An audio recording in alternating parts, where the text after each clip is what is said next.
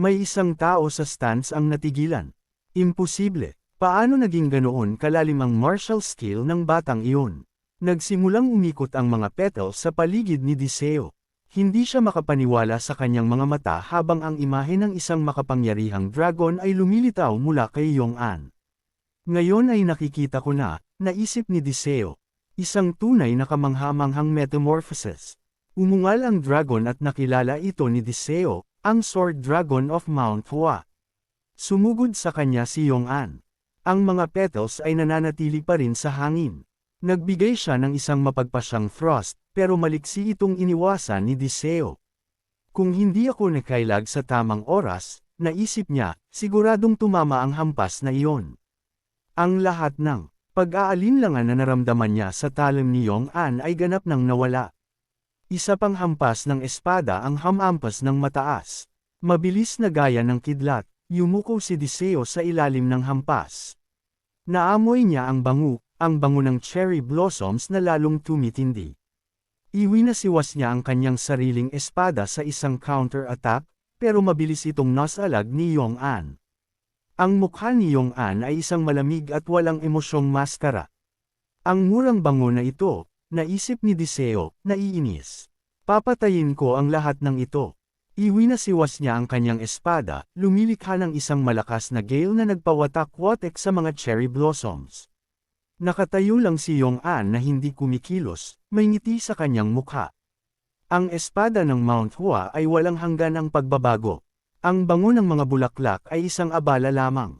Sa sandaling lumabas ang mga salita sa kanyang mga labi, muling lumitaw ang mga petals, dahan-daang lumulutang pababa. Natigilan si Diseo. Ano? Kailan niya pa nakabisado ang 24 forms ng Plum Blossom Sword Art? Ang mga petals ay nagliparan pababa, ganap na binabalot ang mga stands. Nakaupo si Namgang-han sa tahimik na pagmumuni-muni. Ang Mount Hua sect, kung bibigyan sila ng sapat na oras, baka makalapit sila sa kapangyarihan ng angkang Namgang. Sumigaw si Yong-an, tapos na ngayon. Iwinasiwas niya ang kanyang espada, nagpapakawala ng isang marahas na gale. Ikalawang anyo, ikaapat na tindig, Heavenly Plum Blossom Descent. Samandal si Diseo palikod at nagmura sa kanyang hininga. Buwisit, hindi ko sinasadyang galitin siya ng ganito. Isang malaking pagsabog ang yumanig sa mismong lupa, nagpadala sa nakapaligid na karamihan sa panik. Diyos ko, baliw na iyan. Talaga bang mananalo ang Mount Hua rito? Nag-alala si Jia Katsuong, batang Panginoon. May biglang nagturo sa malayo, sumisigaw, wala pang ganyan. Tingnan niyo doon. Pinupunit niya ang lahat ng mga petals na iyon. Iwinawasiwas ni Diseo ang kanyang espada ng buong lakas, talagang tumatangging matalo. Ang kanyang mga mata ay pula sa galit habang iniisip sa sarili, talaga bang matatalo ako sa isang magarbo at unorthodox na galaw na gaya nito? Nakatayo lang si Yong-an doon, isang mayabang na ngiti ang kumakalat sa kanyang mukha na lalong nagpagalit kay Diseo. Naglalakas loob kang ngumiti sa akin. Ang mga sword arts ng Mount Hua ay tunay na hindi mahuhulaan, dahilan upang matigilan si Diseo. Huwag mong sabihing may isa pang galaw na nakatago rito. Sakto naman, mula sa loob ng bagyo ng mga bulaklak, isang mabangis na dragon ang sumugod ng diretsyo sa kanya. Ganap na natulala si Diseo. Isang kaisipan lang ang dumaan sa kanyang isip. Buwisit, hindi ko sana ginamit ang ganoon karami ng aking internal energy. Ang matinding amoy ng plum blossoms ay pumuno sa arena habang ang mga petals ay nagkakalat ng ligaw. Kaya, ang buong bagay na ito ay isang diversion lang para mabulag ako mula sa simula. Sumigaw si Diseo, ang puso niya ay tumitibok ng mabilis sa takot. Masama ito. Anong gagawin ko ngayon? Sa kanyang mga mata, ang mabangis na dragon na iyon ay wala ng iba kundi si Yong-an, sumusugod sa kanya gamit ang espada. Agad na tinawag ni Diseo ang bawat huling hibla ng kanyang kapangyarihan. Ang sword technique na ito ay ginawa para sa tanging layunin na kontrahin ang sky-piercing sword. Ngayon, masasaksihan mo ang kapangyarihan nito mismo. Nagliyab ang kanyang mga mata ng may matinding paninindigan. Hindi makapaniwala si Haimin sa kanyang naririnig. Ano? Isang counter para sa sky-piercing sword. Samantala, nakatayo si Namgang-han sa gilid, ang kanyang mukha ay puno ng pagkamangha habang pinapanood ang laban. Isang counter technique sa sky-piercing sword. Ang kapangyarihan ko ay mas nakakatakot kaysa riyan. Deklara ni Deseo na ang kanyang hampas ay haati sa mismong kalangitan sa dalawa. Tumalon siya sa hangin para harapin si Yong-an, naghahanda para sa huling mapagpasyang hampas. Isang mabilis na slash, at ang sky-piercing strike ay bumaon ng diretso sa dragon. Sinubukan ng dragon na lumaban pabalik habang isang nakabubulag na kislap ng liwanag ang sumabog sa paligid nito.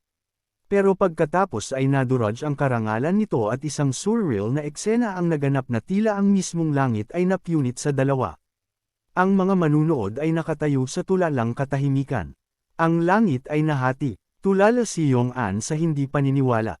Imposible, hindi ito maaaring mangyari. Bago pa ito maproseso ni Yong-an, lumitaw si Deseo sa tabi mismo niya.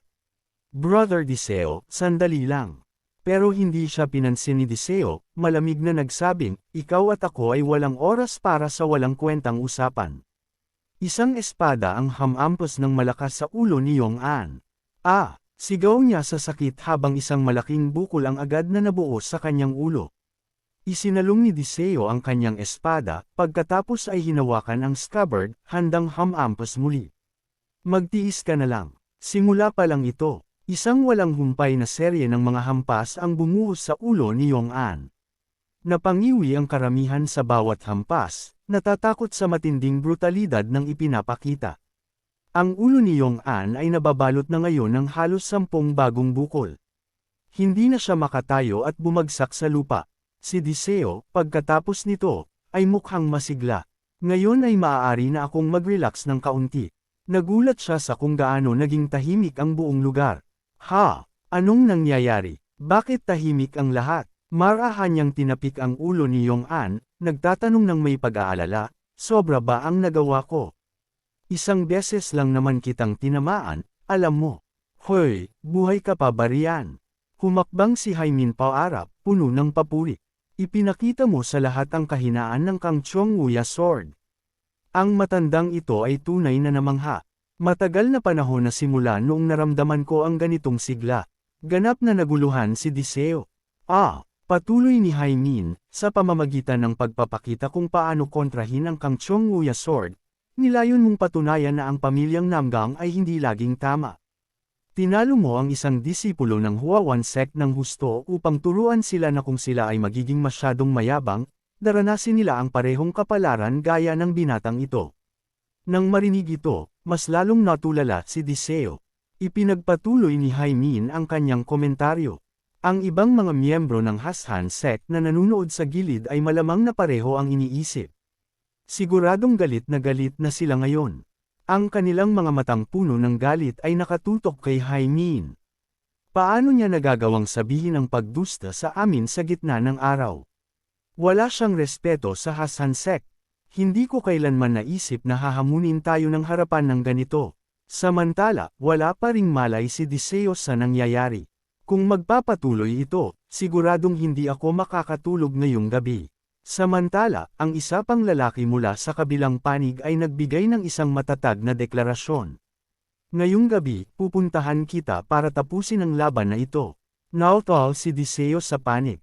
Pero bago pa siya makapagsalita, biglang hinablot ni Haimin ang kanyang braso, itinataas ito ng mataas para makita ng lahat.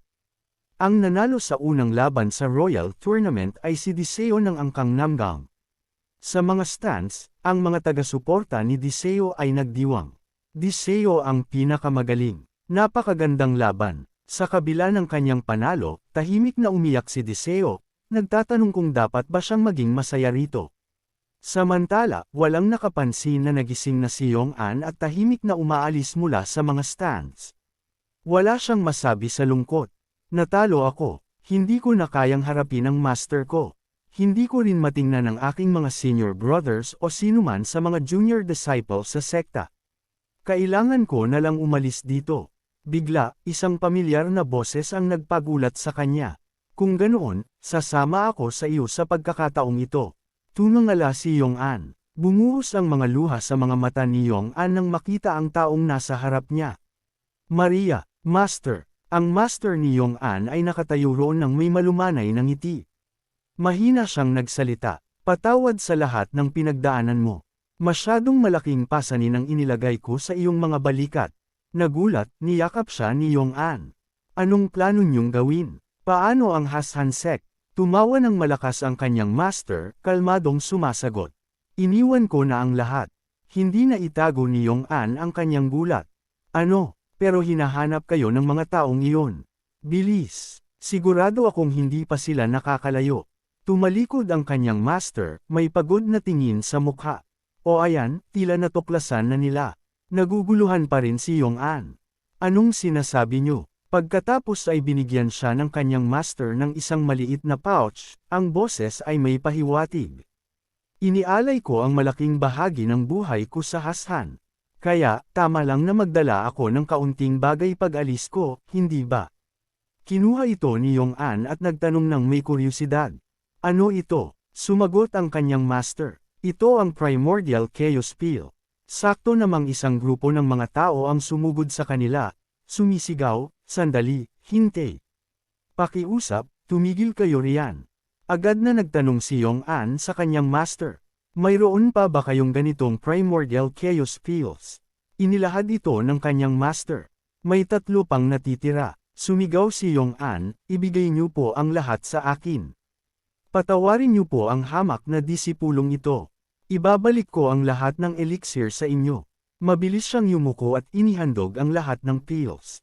Ang lalaki, ang mukha ay nagiging kulay ube, nagtanong, ano ito? Bakit narito ang Primordial Chaos Peels? Natigilan si Yong-an. Kung hindi kayo pumunta para sa mga nawawalang peels na ito. Kung ganoon, ang lalaki ay agad na nagsalita muli, ang tono ay puno ng respeto. Sect leader, mabilis na sumingit si Yong-an para magpaliwanag. Pakiusap, elder, kung may kailangan kayong sisihin, pakiusap, ako na lang po. Huwag siya. Sa kanyang pagkamangha, lahat ay yumuko at nagsimulang makiusap. Sect leader, isinasamo ko po sa inyo, pamunuan niyo po ang aming Mount Hua sect muli.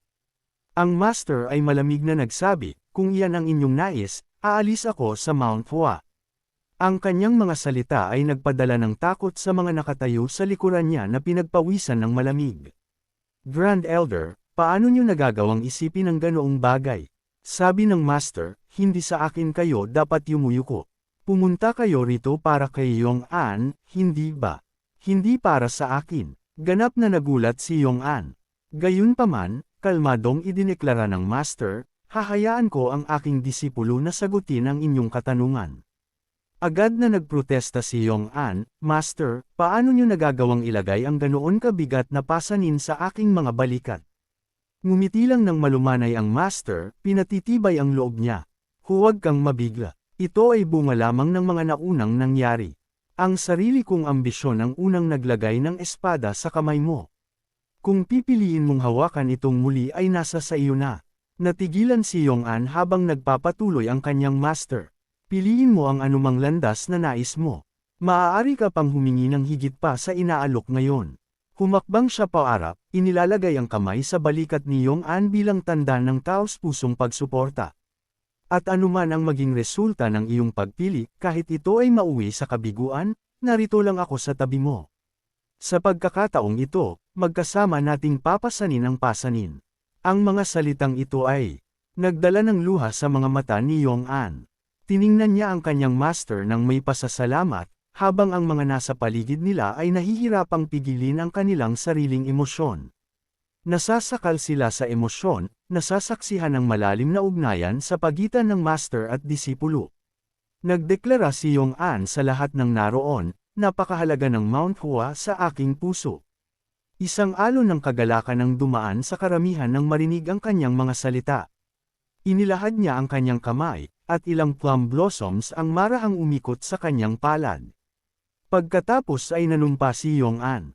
Maaaring medyo clumsy ako sa pagkakataong ito, pero isinusumpa kong gagawin kong mamukadkad ang mga plum blossoms ng Mount Hua sa buong kaluwalhatian nito. Hindi na muling malalanta ang mga ito.